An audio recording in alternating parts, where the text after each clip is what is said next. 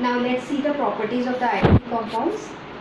The properties of the ionic compounds, when we take different metals, I have already sent you the table also related to this. When we are using different samples of metallic compounds, we can see that each time the color of the flame is different. That color indicates which metal you are taking. So all the metals are not indicating the same color. That is, through this experiment it is clear. Now coming to the next property.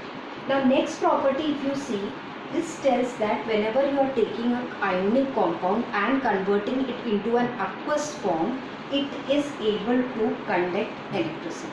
So importantly, what we should pay attention here is that whenever you are taking an ionic compound, for the ionic compound to conduct electricity, it should be in an aqueous state. That means you have to dissolve it in water, not in kerosene, not in glucose. You have to dissolve it in water so that it is now in a liquid form and the ions are free to conduct the electricity. Let's come to the physical properties, that is the general properties for ionic compounds. First is physical nature. Ionic compounds are solids and somewhat hard because of the strong force of attraction between the positive and negative ion. These compounds are generally brittle and can break into pieces if you are applying little amount of pressure. There is a force of attraction, of course, between the ions, but physical nature, if you see, physically if you are going to touch it, it is not that hard. You can easily break it. Melting and boiling point. Ionic compounds have high melting and boiling point. This is because they have got strong force of attraction between the positive and the negative ions. Solubility. They are easily soluble in water, but they are not soluble in kerosene and petrol. Conduction of electricity.